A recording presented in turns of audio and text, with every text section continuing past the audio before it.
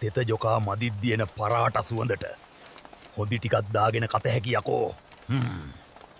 ඒ සුවඳ අම්මේ සුවඳ.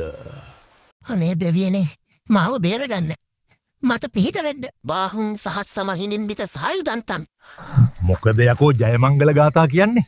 ඉතිපිසෝ ගාථාවේ පද ටික අමතක වුණාද? අනේ සෝනයි ගහන්න නම් එපා. උඹ බය වුණාද බං?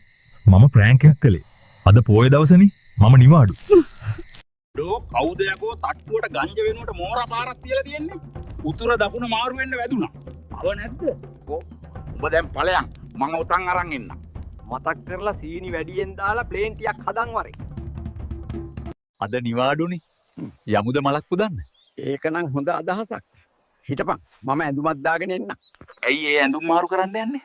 යකෝ මෙහෙම පන්සලට යන්න පුළුවන්ද? මොගල්ද ජොයින්ට් එකක් ගහන්න කතා කළේ නාකී මැන්ටලේ. තෝ ඉතින් හරියට කියන්න එපයි බූරුවා. මේ නාකියෝ රුපියල් 2ක් ඉතුරුයි බං දෙකේ කාසි නැහැ ටොපියක් දෙන්න. අයියෝ මට දෙකේ කාසියක්ම දීපන් බල්ලෝ ටොපි කන්න කටේ දත් නැහැ හුත්තෝ. මේ බලපන්.